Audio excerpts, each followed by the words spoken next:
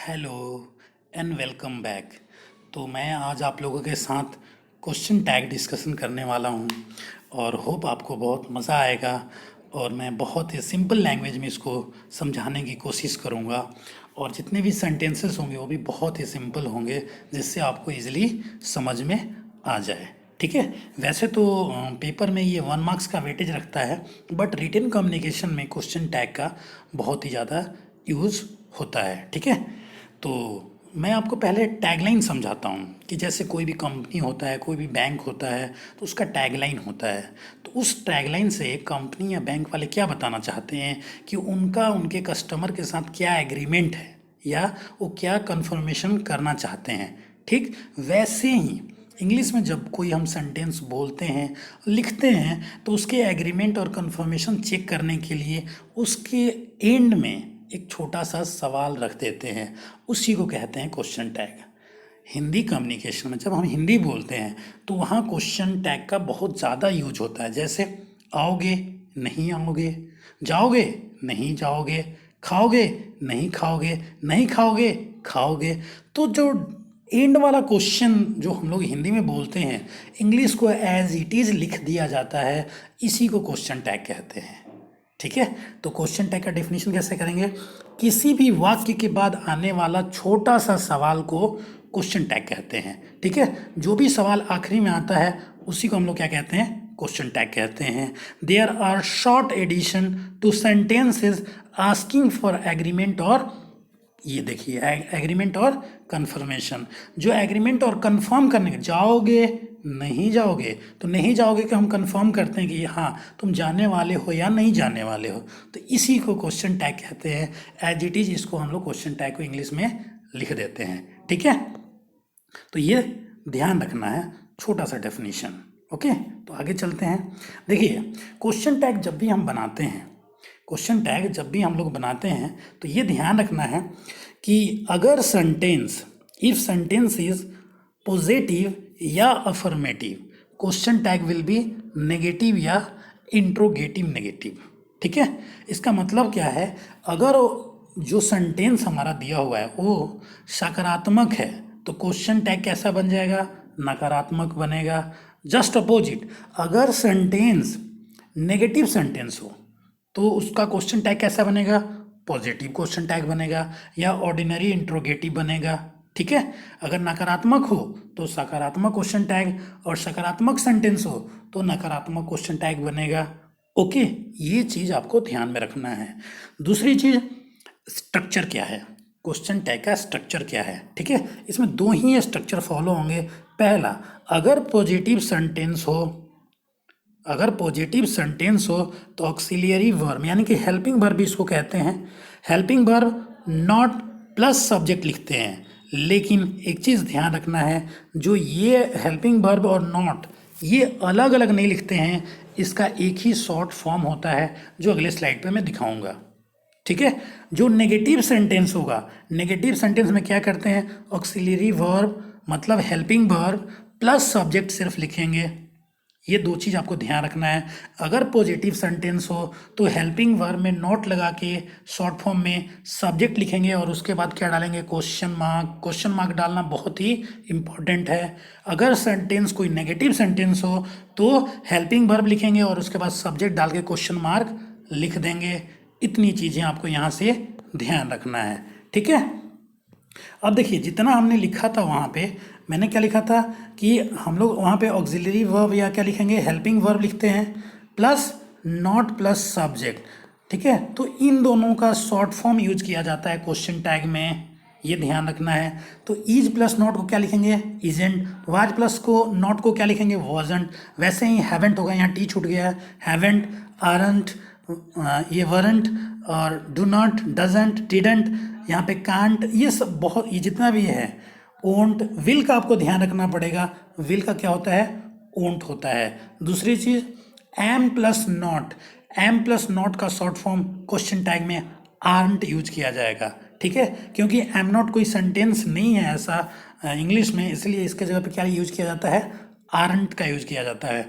और पूरे ग्रामर में क्वेश्चन टैग ही एक ऐसी जगह है जहाँ पे आई के साथ आरंट का यूज किया जाता है, नहीं तो बाकी जगह आई का अपना हेल्पिंग वर्ब है एम। ओके, तो ये शॉर्ट फॉर्म्स आपको ध्यान रखने हैं। कोई भी मतलब मॉडल्स आ जाए, जैसे कैन है तो क्या यूज करेंगे, कांट यूज करेंगे। ठीक है, शुड के साथ नॉट आएगा तो क्या यूज करेंगे, शुडंट। मस्ट के साथ नॉट आएगा तो क्या यूज करेंगे, मस्टंट। इस तरह से ये आपको ध्यान में रखना है। ठीक है, तो अगले स्लाइड्स पे आपको दिखाता हूँ कि कैसे रूल्स इसके फॉलो किए जाएंगे। देखिए, इसमें पहला रूल ये होता है, जो जनरल रूल है, कि we do not change tense in the question tag. तो क्वेश्चन टैग में जब भी बनाना होगा आपको, पहली चीज उसका टेंस चेंज नहीं होगा। प्रेजेंट टेंस में होगा तो प्रेजेंट में बनेगा, पास्ट होगा तो पास्ट में बनाएंगे, और फ्यूचर होगा तो फ्यूचर में ही हम लोग उसको क्वेश्चन टैग बनाएंगे। ठीक है, ऑलवेज राइट प्रोनाउन इन question tag. Okay, always right pronoun. देखिए, जब सब्जेक्ट जो लिखते हैं, सब्जेक्ट के जगह पे एवरी टाइम आपको क्या लिखना है, प्रोनाउन लिखना है। जैसे किसी सेंटेंस में राम सब्जेक्ट आया हुआ है तो इसका प्रोनाउन क्या होगा, ही आएगा। कोई सीता लिखा हुआ है तो उसका क्या आएगा, सी आएगा। कोई निर्जीव चीज़ है, पेंसिल पेन वगैरह, तो इसके लिए क्या लिखेंगे, ईट का यूज करेंगे। तो ऑलवेज राइट प्रोनाउन इन क्वेश्चन टैग, सर्वनाम का ही यूज करना है। तीसरी चीज, एंड में आपको क्या लगाना है, क्वेश्चन मार्क लगाना है। जब भी क्वेश्चन टैग आपको बनाना है तो पहली चीज़ टेंस नहीं चेंज करना है, दूसरी चीज़ सब्जेक्ट जगह पे प्रोनाउन लिखना है, तीसरी चीज़ क्वेश्चन टैग को एंड में आपको लिखना है। जल्दी से 3 सेंटेंसेस के थ्रू मैं अभी तक जितना हमने पढ़ा है उसको रिवाइज करवाता हूँ। देखिए, तो सेंटेंसेस देखते हैं। पहला सेंटेंस क्या है, आई एम नॉट वेल। ठीक है, पहला सेंटेंस क्या है, आई एम नॉट वेल। ये पहले डिसाइड कर लीजिए, ये नेगेटिव सेंटेंस है। ओके, नॉट लगा हुआ है और प्रेजेंट इंडेफिनिट में है, तो जो क्वेश्चन टैग हम लोग बनाएंगे वो प्रेजेंट इंडेफिनिट बनाएंगे, लेकिन नेगेटिव सेंटेंस हो तो किस बनाएंगे, पॉजिटिव बनाएंगे। तो हमने क्या लिख लिया, आई एम यूज किया और आई यूज कर लिया और साथ में क्वेश्चन मार्क लगा दिया। ठीक है, दूसरा, आई एम ऑन टाइम। ठीक है, तो देखिए यहाँ पे आई के साथ एम का भी यूज हुआ है। अब मैंने पहले बताया था कि आई के साथ एम हो, लेकिन क्वेश्चन टैग में क्या यूज किया जाता है, इसके लिए आरंट यूज किया जाता है, क्योंकि पॉजिटिव सेंटेंस है तो इसलिए हम लोग क्या यूज करेंगे, negative. That one is the aren't I, correct हो जाएगा। तीसरा, students are playing in the garden. अब देखिए यहाँ पे स्टूडेंट्स हैं, तो क्वेश्चन टैग में एवरी टाइम हम लोग प्रोनाउन लिखते हैं, स्टूडेंट्स नहीं लिखेंगे। ये पॉजिटिव सेंटेंस है तो नेगेटिव होगा, तो आर का तो आपने आरंट कर लेंगे, लेकिन स्टूडेंट की जगह पे स्टूडेंट नहीं लिखेंगे, क्योंकि स्टूडेंट क्या है, थर्ड पर्सन प्लूरल है। थर्ड पर्सन प्लूरल है और प्लूरल के लिए क्या यूज करते हैं, दे का यूज होता है। ठीक है, ही सी इट या कोई भी नाम हो तो उसके लिए प्लूरल क्या यूज किया जाता है, दे का यूज किया जाता है, तो आरंट दे होगा। He has a flat in his locality, तो ही हैज़ का यूज किया गया यहाँ पे। तो ये पॉजिटिव सेंटेंस है तो पहला क्या हो जाएगा, आपको हैज़ नॉट तो लिखना ही लिखना है, और ही है तो ऑलरेडी आप लिख दीजिए, करेक्ट आपका क्वेश्चन टैग बन जाएगा। यू सा हिम, आपने उससे देखा है। अब देखिए यहाँ पे क्या ध्यान देना है कि यहाँ पे यू सा हिम है, ये पास्ट सिंपल पास्ट या पास्ट इंडेफिनिट टेंस में लिखा हुआ है, और सिंपल पास्ट में कोई हेल्पिंग वर्ब नहीं होता तो हम क्या यूज करते हैं, डिड का यूज करते हैं। ठीक है, तो यू सा हिम, तो यहाँ पे देखिए सब्जेक्ट तो यू है, क्वेश्चन मार्क यहाँ छूट गया है, तो क्या होगा, डिड का क्या बनेगा, डिडंट का यूज करेंगे, क्योंकि ये पॉजिटिव सेंटेंस है तो नेगेटिव हमने लिखा और यू ऐसे ही यूज कर लिया एज अ प्रोनाउन, क्योंकि सब्जेक्ट में यू है। Ram reads book. अब देखिए यहाँ पे क्या है, राम है तो राम के लिए प्रोनाउन तो ही आएगा, राइट। पॉजिटिव सेंटेंस है तो नेगेटिव लिखना है, और प्रेजेंट इंडेफिनिट में भी कोई हेल्पिंग वर्ब नहीं होता तो ये डू या डज यूज करते हैं। अब राम क्या है, सिंगुलर है तो हम लोग यूज करेंगे डज। पॉजिटिव सेंटेंस है तो नेगेटिव यूज करेंगे, तो क्या हो जाएगा, doesn't he, correct. Sita will eat a mango. अब यहाँ पे फ्यूचर इंडेफिनिट टेंस में ऑलरेडी विल दिया हुआ है तो हमें क्या लिखना पड़ेगा, सिर्फ इसका नेगेटिव लिखना पड़ेगा, क्योंकि पॉजिटिव सेंटेंस है, और सीता के लिए सी यूज करेंगे। तो विल नॉट नहीं होता, क्या होता है, ओंट होता है, तो लिखेंगे ओंट सी।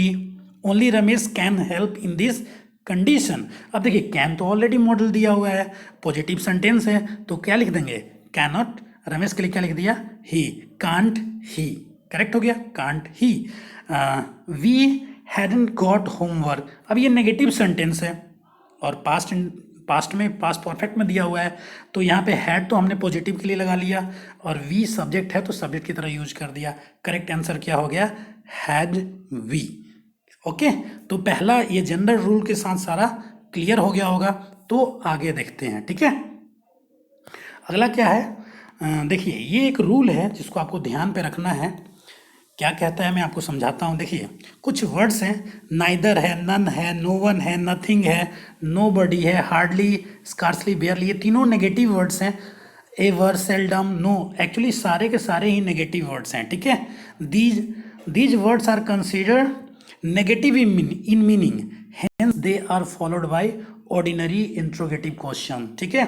जितने भी है, neither, none, no one, nothing, nobody, hardly, scarcely, barely, even, seldom और नो, ये जितने भी शब्द हैं ये नकारात्मक माने जाते हैं। इसलिए क्वेश्चन टैग क्या होगा? सिंपल इंट्रोगेटिव होगा, मतलब पॉजिटिव क्वेश्चन टैग बनेगा। इसमें नॉट का यूज हम लोग क्वेश्चन टैग के वाले पार्ट में नहीं करेंगे। देखिए no joke is allowed here, ठीक है, पैसिव वॉइस में लिखा हुआ है।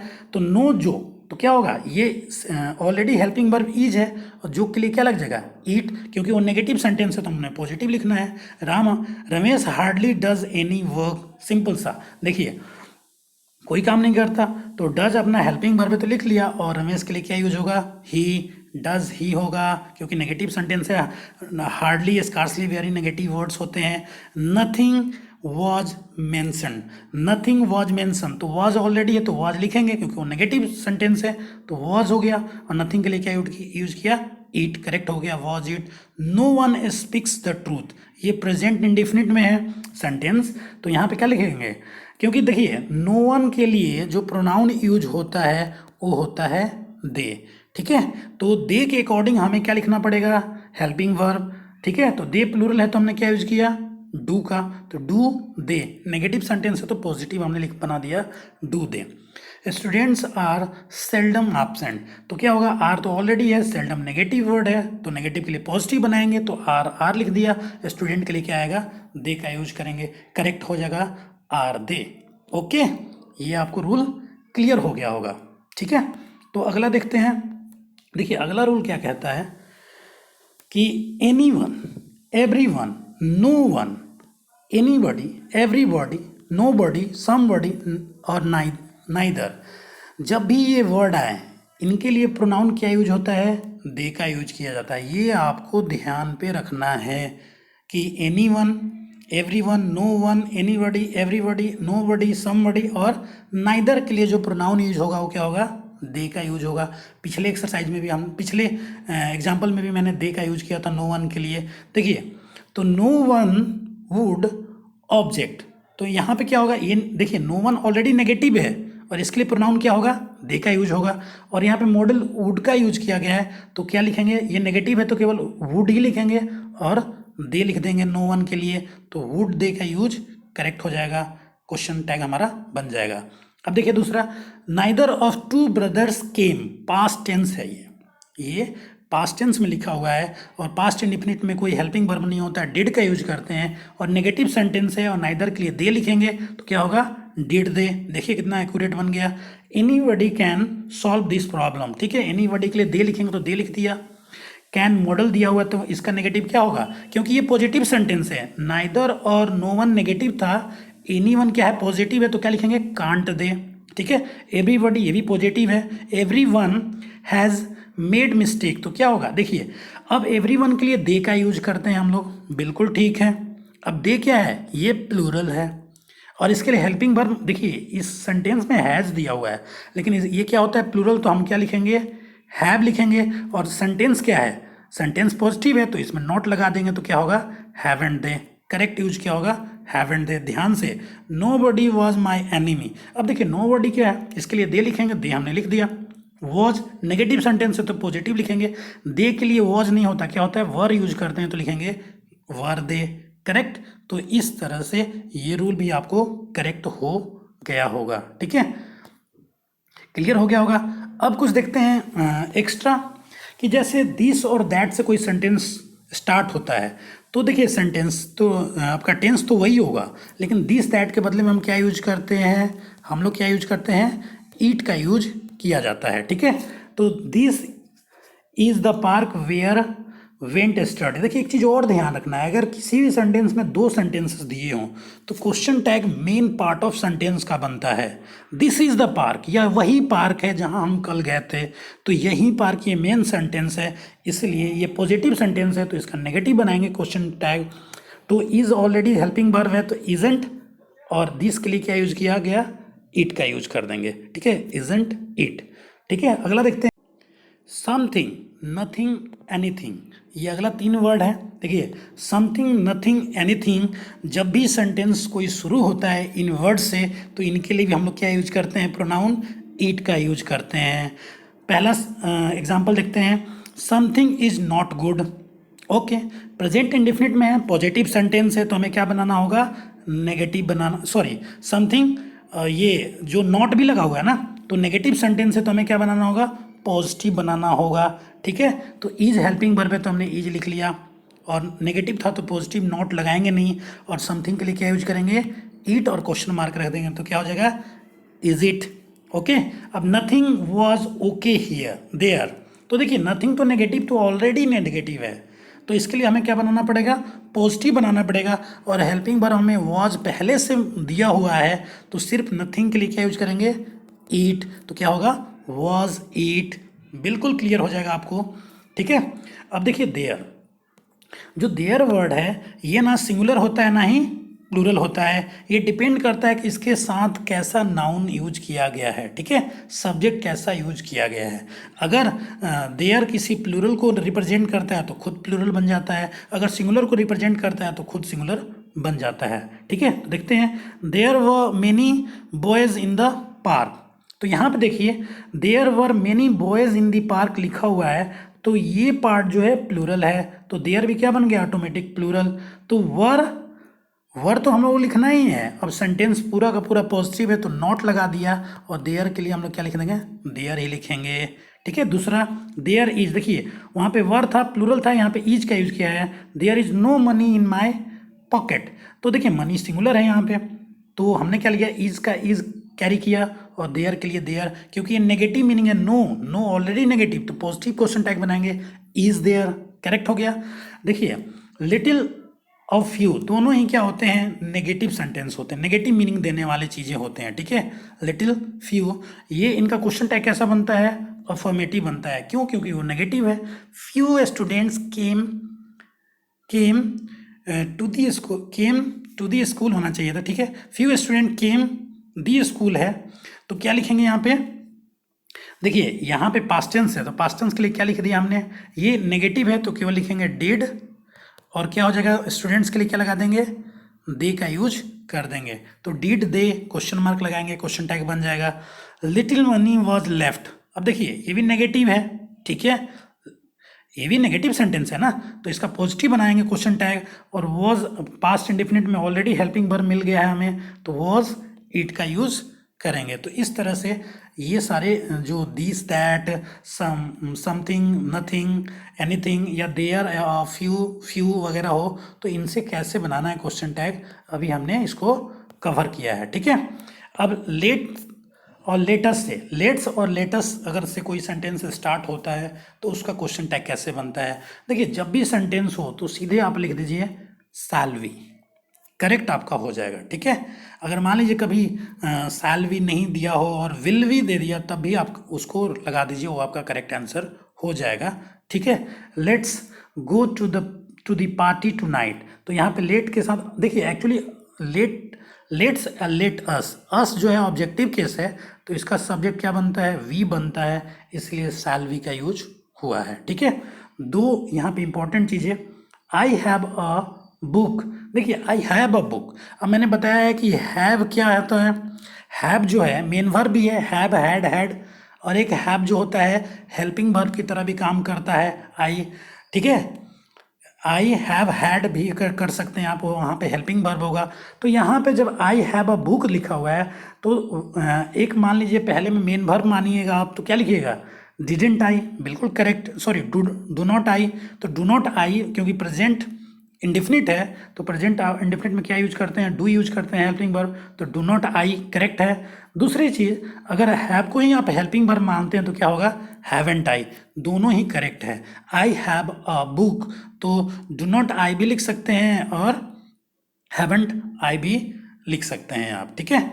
और दूसरा सेंटेंस है जो he has a plan for you, ठीक है। अगर यहाँ पे ये चीज़ लिखा हुआ है तो देखिए यहाँ पे हैज़ है और ही है, तो यहाँ पे डजेंट हो जाएगा या फिर हैजेंट, क्योंकि उधर पॉजिटिव सेंटेंस है तो इधर नेगेटिव बन जाएगा, ठीक है। अगर हैज़ ऑलरेडी हेल्पिंग वर्ब की तरह ट्रीट करेंगे तो डायरेक्ट हैजेंट हम लोग लिखेंगे, अगर आपने मेन वर्ब की तरह यूज किया तो क्या लिखेंगे, डजेंट ही, करेक्ट हो गया। अब देखिए इंपेरेटिव सेंटेंस वाले थोड़े एक्सेप्शंस होते हैं।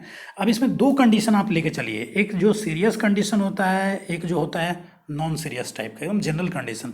तो जनरल कंडीशन जितने भी होते हैं इंपेरेटिव सेंटेंस में, ये डिपेंड करता है उसके मीनिंग पे, ठीक है।